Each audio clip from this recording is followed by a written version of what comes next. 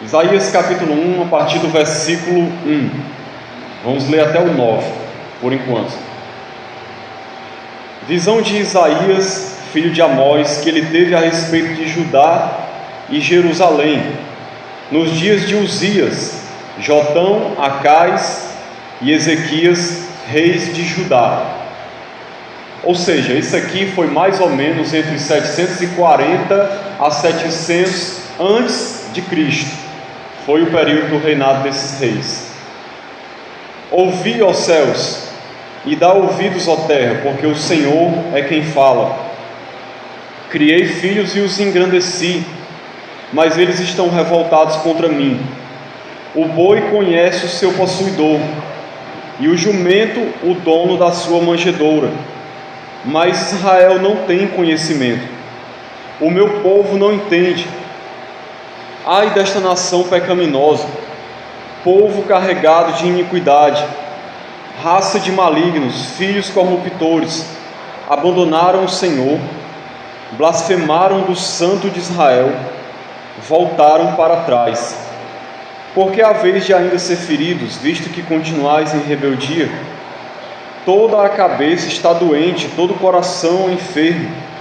Desde a planta do pé até a cabeça não há nele coisa sã, senão feridas, contusões e chagas inflamadas, umas e outras não espremidas, nem atadas, nem amolecidas com óleo. A vossa terra está assolada, as vossas cidades consumidas pelo fogo. A vossa lavoura os estranhos devoram em vossa presença, e a terra se acha devastada como uma subversão de estranhos. A filha de Sião é deixada como choça na vinha, como palhoça no pepinal, como cidade sitiada.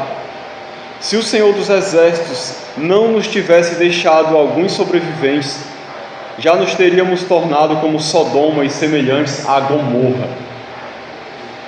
Então, irmãos, deixa eu explicar um pouco o contexto desse texto aqui para a gente entender o que estava acontecendo. No ano 722 a.C., o reino do norte, porque Israel naquela época era dividido em dois reinos, o do norte e o do sul. O reino do norte, que era chamado mais de Israel, foi derrotado, subjugado pelo império da Assíria no ano 722 a.C. Judá, que era o reino do sul, ainda permanecia de pé.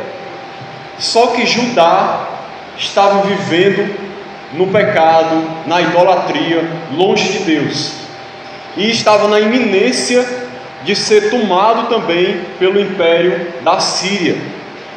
A Síria estava dominando tudo, estava vindo como um rolo compressor, passando pelo mundo e dominando tudo quanto era país, e já tinha levado o reino do norte e estava ameaçando de tomar o reino do sul também. Essa profecia foi um alerta de Deus, mostrando como estava a nação, mostrando qual era a situação do povo, mostrando o que iria acontecer e o quanto o povo estava desagradando a Deus, o povo de Judá. Essa era a situação da época, esse era o contexto dessa passagem, era o que estava acontecendo historicamente naquele tempo. Aí vamos entrar propriamente na mensagem aqui. Para escapar desse juízo de Deus que estava a caminho e poder ser restaurado, a nação precisava se arrepender dos seus pecados, precisava andar em santidade. Veja o que Deus continua falando no restante do texto. Eu vou ler aqui a partir do versículo 10 agora, porque Deus vai mostrar o que o reino de Israel precisava fazer para evitar esse juízo de Deus. Veja com atenção. Eu vou ler aqui o texto, depois a gente comenta com mais detalhes. A partir do versículo 10, do mesmo capítulo. Ouvi a palavra do Senhor, vós príncipes de Sodoma, prestai ouvidos à lei do nosso Deus, vós povo de Gomorra. Isso aqui Deus estava ironizando, chamando o povo dele de Sodoma e Gomorra por causa dos seus pecados. A mensagem não era para Sodoma e Gomorra. Sodoma e Gomorra já tinham sido destruídas há muito tempo. De que me serve a mim a multidão de vossos sacrifícios? Diz o Senhor: estou farto dos holocaustos de carneiros e da gordura de animais cevados, e não me agrado do sangue de novilhos, nem de cordeiros, nem de bodes. Quando vindes para comparecer perante mim, quem vos requereu o só pisardes os meus atos? Não continueis a trazer ofertas vãs. O incenso é para mim abominação, e também as festas da lua nova, os sábados e a convocação das congregações. Não posso suportar a iniquidade associada ao ajuntamento solene. Em outras palavras, Deus estava dizendo o seguinte: vocês acham que só prestar um culto vazio a mim, fazendo sacrifícios e comparecendo no templo, isso vai me agradar? Eu não suporto mais o sacrifício de vocês, eu não suporto mais o culto de vocês. Era isso que Deus estava dizendo. E aí ele continua: as vossas festas da lua nova e as vossas solenidades, a minha alma as aborrece, já me são pesadas. Estou cansado de as sofrer. Olha, o culto que eles ofereciam para Deus era um sofrimento para Deus. Interessante isso.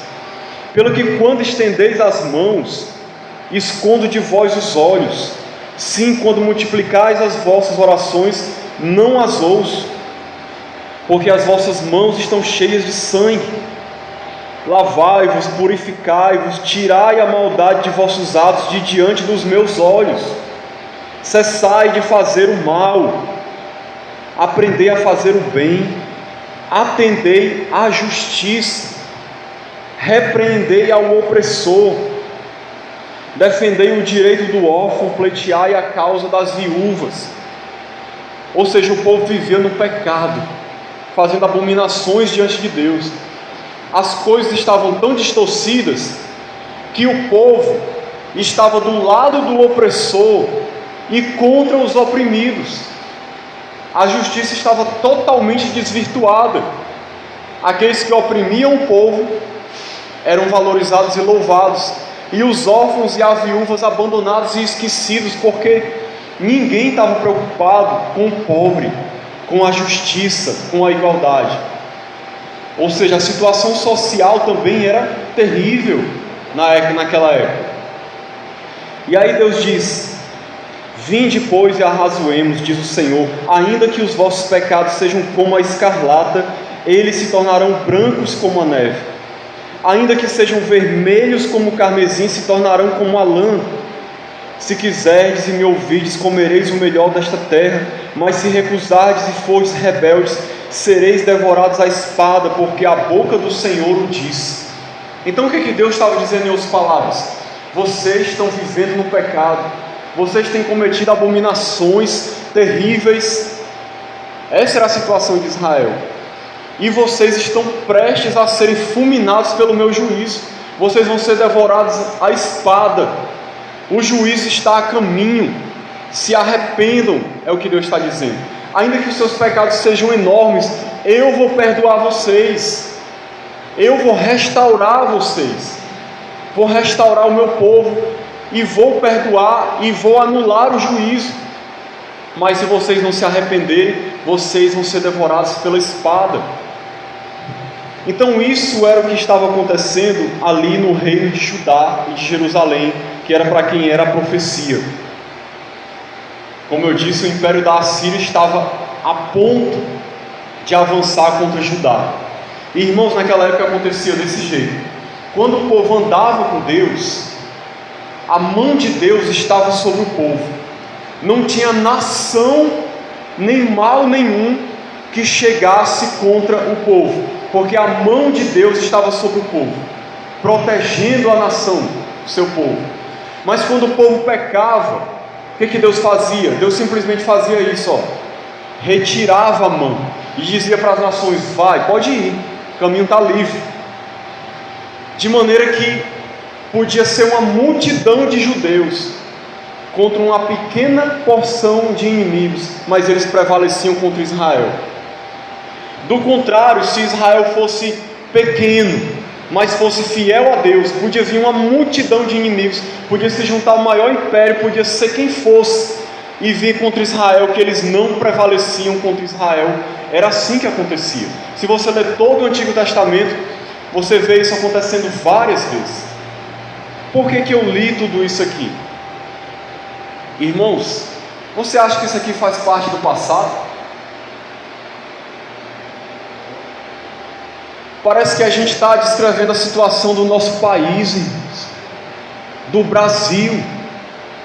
Você já parou para analisar como anda essa nação? As coisas que se praticam nessa nação? O Brasil se declara um país cristão. Talvez 90% ou mais se declara um país cristão. Ainda que muitos sejam católicos ou espíritas, e muitos evangélicos só de nome, mas o Brasil se declara cristão, diz que serve a Deus. Até na Constituição do Brasil cita o nome de Deus. Se eu não me engano, a expressão é que está sob a proteção de Deus. Agora, como é que é essa nação? Como anda o nosso país? O Brasil é o maior país espírita do mundo, é o maior país católico do mundo, é o maior país, se não me engano, das testemunhas de Jeová, dos mormons, dos adventistas, de tudo quanto é seita, culto afrodescendente, candomblé, macumba, essas coisas. Aqui tem muito mais do que em muitos países, se não for o maior. No Brasil aqui reina todo tipo de prostituição, de imoralidade e de impureza que você puder imaginar, acontece nessa nação aqui. E não só no meio do que a gente chama de mundo, mas também no meio da igreja, daqueles que se denominam igreja. Um país que está atolado na prostituição, na imoralidade, na corrupção, no roubo, no assassinato, na idolatria, no culto hipócrita, como era lá Israel também. Assim é a nossa nação. Porque nós criticamos os políticos, mas muitos de nós somos corruptos. Na primeira oportunidade que as pessoas têm, muitas vezes, elas não perdem tempo de pisar nos outros e passar os outros para trás para favorecer a si mesmas. Na primeira oportunidade, ela fura uma fila, ela sonega um imposto, ela deixa de pagar quem deve, trapaceia, engana, mente para se dar bem, pisa na cabeça dos outros, passa por cima das pessoas para crescer na vida. Isso não só no meio do mundo, mas no meio do povo que se diz Igreja de Cristo. É assim que está o Brasil. Mas as pessoas estão apontando o dedo para os políticos e dizendo que eles são corruptos. Hipocrisia. É assim que é a nossa nação. A igreja, quando eu falo igreja, eu falo instituição evangélica, não propriamente a igreja corpo de Cristo, aqueles que são realmente salvos. A igreja, a instituição, está cheia de pessoas pregando um falso evangelho, vivendo no pecado, distantes de Deus, praticando todo tipo de abominação, enganando as pessoas e levando as pessoas para o inferno. Essa é a situação do nosso país. Você imagina, irmãos, pare para imaginar como esse cheiro podre sobe às narinas de Deus. Como é que Deus não está olhando para essa nação? Eu não tenho a coragem de afirmar que essa nação já está debaixo do juízo de Deus, mas eu acho muito provável que tudo que está acontecendo aqui já seja a mão de Deus pesando sobre essa nação, porque Deus não deixa o pecado impune, mas cedo ou mais tarde Ele envia o seu juízo. Mas Deus também alerta o povo, chama as pessoas ao arrependimento. Mas essa é a triste situação do Brasil. A mudança que o Brasil precisa, irmãos, começa com arrependimento. O que o Brasil precisa é de arrependimento, é de andar em santidade, é as pessoas mudarem de vida. O que mais essa nação precisa nessa hora é se encontrar com Deus, é as pessoas terem um encontro com o Evangelho verdadeiro de Cristo, que muda e transforma. É arrependimento, é avivamento, é vida de santidade, é quebrantamento. É isso que essa nação precisa, porque nem aqueles que se dizem cristãos estão vivendo isso. Pelo contrário, como eu falei, nós estamos longe de um avivamento. Nós precisamos urgentemente nos arrependermos. Quando eu digo nos arrependermos, eu falo de modo geral. No pó e na cinza, com pano de saco, como era antigamente, eu digo isso de maneira figurada, e nos quebrantarmos diante de Deus e suplicar pela sua misericórdia e compaixão para com as nossas vidas e para com essa nação. É isso que o Brasil precisa. Era isso que Deus estava chamando o povo de Israel a fazer, se arrepender dos seus pecados, para que Deus anulasse o juízo que estava a caminho. É isso que essa nação precisa para escapar desse buraco que a gente entrou em todos os sentidos: espiritual, social, moral, político, econômico. É claro que uma nação às vezes cresce com os esforços humanos de maneira social, econômica e política, mas para ter uma restauração completa aqui, em todos os sentidos, precisa haver um arrependimento generalizado. É claro que nem todo mundo vai se arrepender, mas que pelo menos acontecesse um mover de Deus aqui, um avivamento como aconteceu em muitos momentos da história, onde vidas foram transformadas, onde países foram impactados. A melhor maneira de vencer o mal que se alastra aqui na nossa nação, irmãos, não se engane, não existem soluções mágicas. Sabe como é que o mal, o pecado que se alastra nessa nação vai ser vencido, vai ser parado? É por meio do arrependimento e de a luz do Senhor se espalhar por essa terra. O que é que para o avanço do pecado? O que é que para a multiplicação do mal? É quando a luz de Deus prevalece num local. Porque quando a luz de Deus está num local, as trevas se dissipam, o pecado vai embora. Quem é a luz e o sal da terra? A igreja. Nós somos responsáveis por iluminar essa nação, por salgar essa nação, por dar sabor, fazer com que a luz de Deus se irradie por essa nação, e o pecado perca força, e o mal se enfraqueça, e os planos do diabo caiam por terra. Se a igreja, irmãos, aqui se levantasse realmente para seguir ao Senhor de coração, buscando a face do Senhor em santidade, a luz do Senhor que ia se espalhar, que ia ser tão grande, que o pecado ia perder força. Tudo aquilo pelo qual a gente quer tanto lutar, às vezes com armas humanas, Deus ia fazer por nós. Se você for pesquisar e ler a história, nos grandes avivamentos durante a história, toda vez que Deus realizou um grande mover numa nação, e houve quebrantamento, e conversões, e transformação de vida, e pessoas andando em santidade, isso impactava a sociedade, isso causava uma mudança no povo, mesmo naqueles que não se convertiam.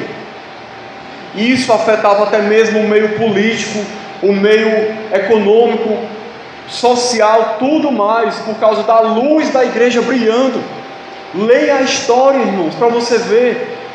O problema é que muitas vezes nós somos analfabetos da nossa própria história. Veja, por exemplo, a história da Igreja Batista. Os princípios da Igreja Batista de liberdade individual, de liberdade de expressão e de culto, influenciaram nações, influenciaram constituições de países.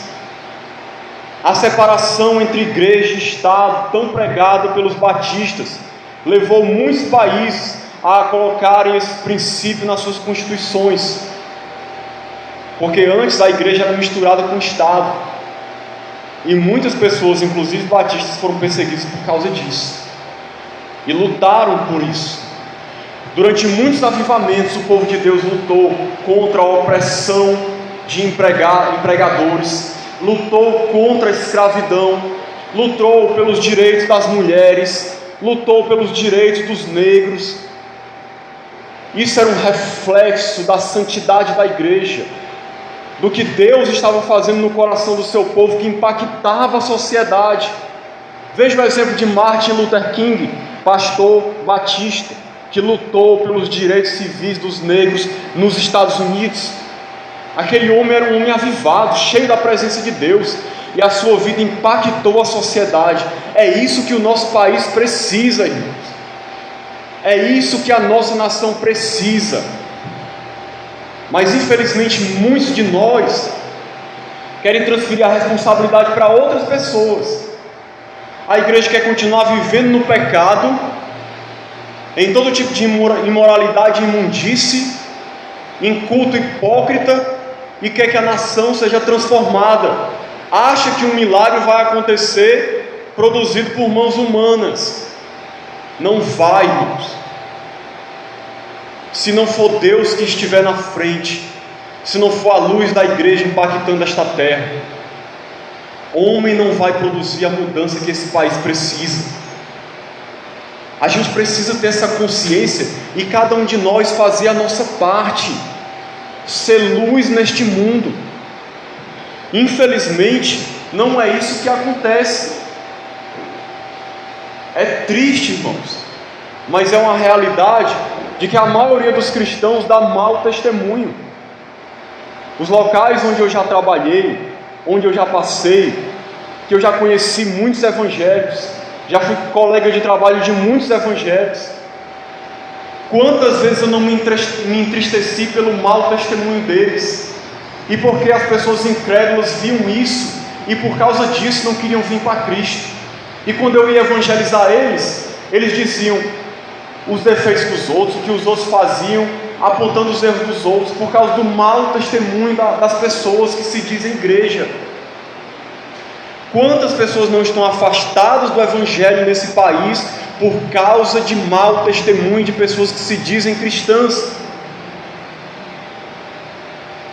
Mas a gente quer que a nação mude, a gente quer que a nação saia do buraco. Como é que sai?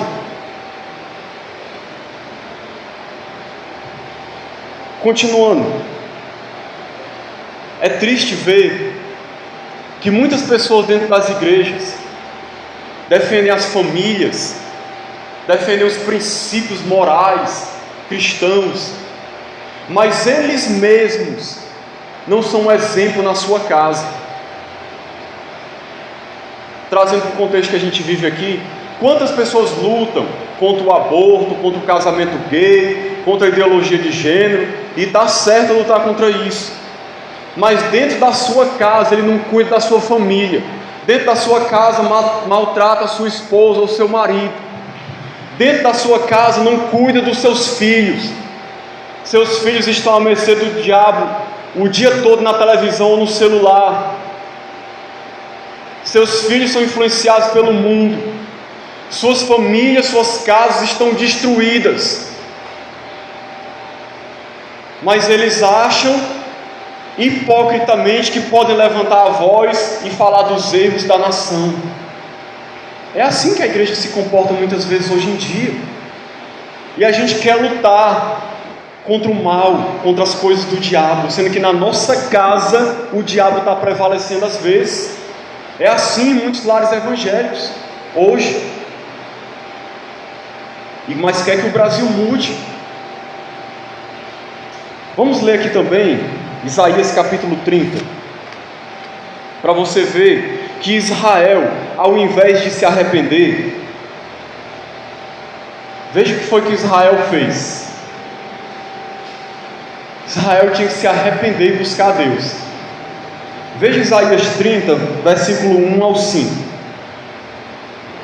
Ai dos filhos rebeldes, diz o Senhor, que executam planos que não procedem de mim e fazem alianças sem a minha aprovação, para acrescentarem pecado sobre pecado, que descem ao Egito sem me consultar, buscando refúgio em Faraó e abrigo à sombra do Egito. Mas o refúgio de Faraó se vos tornará em vergonha, e o abrigo na sombra do Egito em confusão, porque os príncipes de Judá já estão em Zoã, e os seus embaixadores já chegaram a Anis. Todos se envergonharão de um povo que de nada lhes valerá, não servirá nem de ajuda nem de proveito, porém de vergonha e de opróbrio. Veja o 31, do 1 ao 3. Ai dos que descem ao Egito em busca de socorro, e se estribam em cavalos, que confiam em carros, porque são muitos, e em cavaleiros, porque são muito fortes, mas não atentam para o Santo de Israel, nem buscam ao Senhor. Todavia este é sábio e faz vir o mal, e não retira suas palavras. Ele se levantará contra a casa dos malfeitores e contra a ajuda dos que praticam a iniquidade. Pois os egípcios não são homens e não deuses, seus cavalos carne e não espírito. Quando o Senhor estender a mão, cairão por terra tanto o auxiliador, que era o Egito, como o ajudado, que era Israel, e ambos juntamente serão consumidos. Irmãos, nós precisamos compreender uma coisa: o nosso socorro vem do Senhor. Salmo 121, versículo 1 e 2. Eleve os meus olhos para os montes, de onde me virá o socorro? O meu socorro vem do Senhor, que fez os céus e a terra.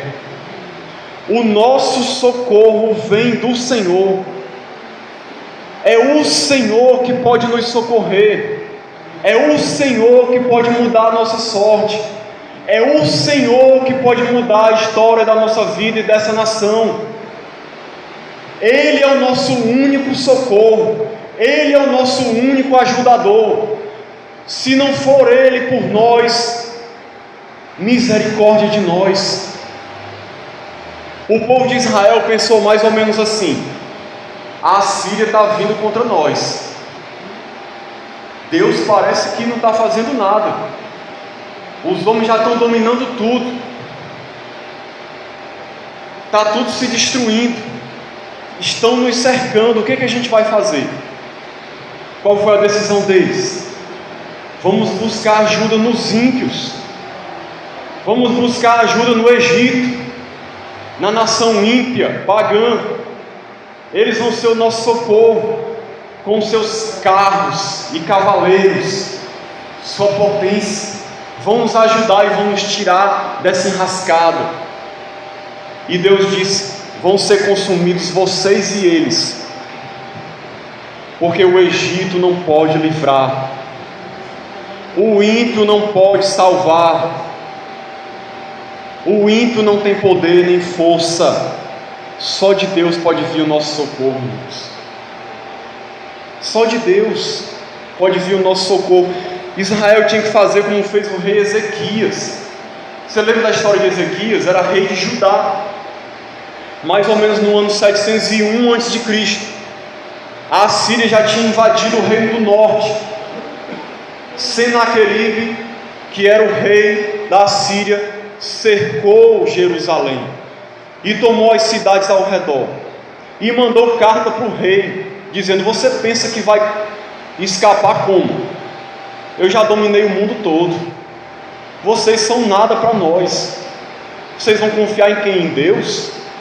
Todos os deuses das nações foram subjugados, vocês vão perecer, é questão de tempo. Era a carta para o rei Ezequias. Sabe o que foi que Ezequias fez? Vocês lembram? Foi lá para o Egito, né? Buscar ajuda. Clamou ao Senhor. virou o rosto para Deus e clamou pelo único que podia ajudá-lo, Deus. Deus veio em socorro de Ezequias, e aquele império enorme foi envergonhado, sem que nem os soldados de Israel tivessem que levantar a mão para guerrear. Por quê? Porque o Senhor dos exércitos estava com eles. Porque Deus, que é o grande general de guerra, estava à frente do seu povo. E é Deus que é poderoso para livrar. Foi o que Deus fez na vida de Ezequias e do reino de Judá, quando eles confiaram em Deus. Nós, irmãos, não podemos cair no erro de colocar nossa confiança nem em instituições, nem em outras pessoas, de achar que algum grupo de pessoas ou que alguma pessoa vai ser o nosso Salvador, ou vai nos livrar do mal que assola a nossa nação, e que vai banir dessa terra tudo que o diabo está fazendo. Nenhuma instituição ou nenhuma pessoa tem esse poder. Não existe um salvador da pátria, não existe um resgatador dessa nação que vai nos tirar das mãos do diabo. Só Deus é por nós, irmãos. Toda época de eleição, as pessoas têm aquele mito de que vai se levantar um governante cristão que vai nos livrar de todos os nossos problemas. Ou mesmo que não seja cristão, um ímpio qualquer que se diga cristão, moralista, que vai nos livrar de todos os nossos problemas. E as pessoas se apegam a isso com todas as suas forças, e acham que é isso que vai mudar a nossa nação. Irmãos, pode ter o presidente mais santo ali no executivo, mas se a nação não buscar o Senhor e viver no pecado, o juízo de Deus vai chegar sobre essa nação. Nós não vamos escapar. O nosso socorro tem que vir de Deus por meio de arrependimento e de santidade.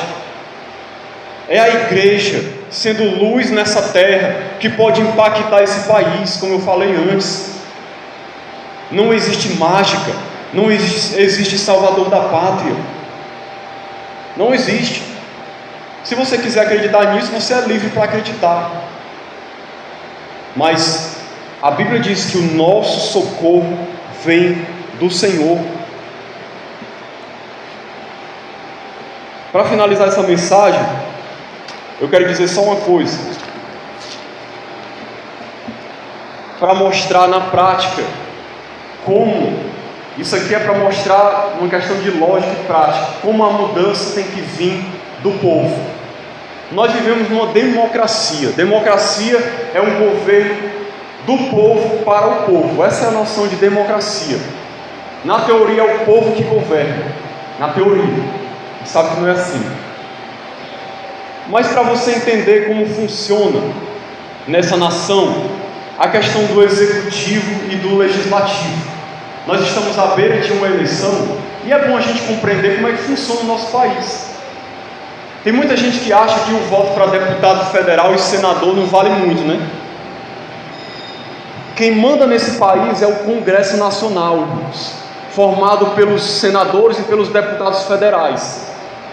Você sabia que ainda que o presidente, vamos supor um exemplo para você entender, cria-se uma lei para liberar o aborto geral, e aí chega, aprova, a Câmara dos Deputados aprova, os senadores aprovam, chega na mesa do presidente e o presidente não é a favor, e aí eu veto, ele veta.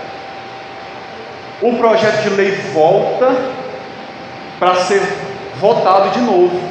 Vai criar uma comissão de deputados e senadores para analisar o veto do presidente, ou seja, a proibição, o cancelamento da lei do presidente. E eles têm poder de fazer, sabe o quê? cancelar o veto do presidente. Ou seja, eles aprovam o que eles quiserem. Então, se eles quiserem botar o aborto para frente, eles botam. Pode o presidente estribuchar, que ele não veta de jeito nenhum. Eles botam para frente, derrubam o veto do presidente, ele é obrigado em 48 horas a publicar aquela lei, e ela vai valer. Se ele não publicar, se fizer de doido, o Congresso vai e publica, e vai valer. O que eu estou querendo dizer com isso? Não existe esse negócio no Brasil de alguém vai ter todo o poder de fazer tudo o que quiser. Porque o executivo, o legislativo e o judiciário se limitam e um fiscaliza o outro e limita os poderes do outro. Se o Congresso Nacional, a Câmara dos Deputados e os senadores forem corruptos e estiverem do lado do pecado, eles fazem o que quiserem. Eu só estou dizendo isso para mostrar o quê? Outra coisa. Esses congressistas, os senadores e os deputados, o que eles fazem geralmente? Eles querem fazer, eles são políticos, eles querem agradar o povo. Você sabe por quê que a ideologia de gênero, o aborto, todas as causas LGBT e liberação de drogas, que mais? Casamento gay, você sabe por quê que tudo isso tem força no Brasil? É porque o povo quer isso. A maioria do povo está dando força para isso. E os políticos, eles querem o quê? O apoio do povo. E aí eles apoiam essas causas para ganhar voto, porque o interesse deles é ganhar voto.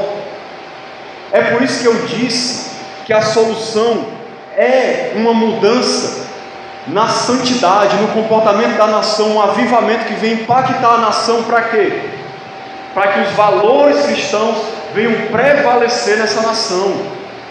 Para que o pecado e os valores mundanos sejam esmagados pela luz da igreja que se irradiar por aqui, pela terra. Porque se a igreja impactar essa terra e fizer a diferença aqui, o que os políticos vão ter que fazer? Vão se dobrar à vontade do povo, porque senão eles não vão ter apoio. E a moeda de troca para eles é voto, o que eles querem é voto, irmãos. Você acha que um político está preocupado com o evangélico, com o católico, com o macumbeiro? Pode prestar atenção na época da eleição, já vou terminar, irmãos. Na época da eleição, qualquer político, ele vai na maçonaria, ele vai no terreiro de macumba, ele vai na igreja evangélica, ele vai na igreja católica, ele vai onde for, que ele quer é voto. Ele não tem compromisso com nada não. Agora, se, vamos supor que a igreja fizesse um peso nessa nação, como foi nos avivamentos durante a história, pressionando por santidade, por mudança, eles iam ter que se dobrar diante disso. Só que a igreja está indo no rumo contrário. A igreja está vivendo no pecado, a igreja está vivendo na prostituição, a igreja está mundana, a instituição, e o pecado, o mundo está entrando até dentro da igreja. É por isso que esses conceitos mundanos têm tanta força na nossa sociedade. É porque a luz da igreja que deveria brilhar, não brilha. Não brilha. Mas as pessoas querem mudança. Como? Não se engane, os políticos vão fazer a vontade do povo. Esses preceitos pecaminosos, muito provavelmente eles vão passar, vão ser aprovados, se a gente não mudar a nossa postura. Porque tem sido feita uma campanha enorme, inclusive na mídia, para promover todo tipo de esculhambação que existe no país hoje. Se você olhar há 30 anos atrás, 90% da população era contra o casamento de pessoas do mesmo sexo. Se você fizer uma pesquisa hoje, a maioria é a favor. Por quê? Porque os valores estão sendo destruídos. A igreja que deveria ser luz e salgar a terra não está salgando, e o pecado está avançando, e o diabo está tomando de conta e ganhando terreno, e vai empurrar a goela abaixo de nós, porque a gente está inerte. ao invés de buscar o nosso Senhor, buscar socorro nele e buscar viver uma vida de santidade para impactar essa nação. Nós, digo a igreja de maneira geral, devia deixar de ser hipócrita, e passar a dar bom testemunho e mudar de vida, se quer ver realmente essa nação mudar de verdade. Então que Deus nos abençoe, em nome de Jesus. Amém.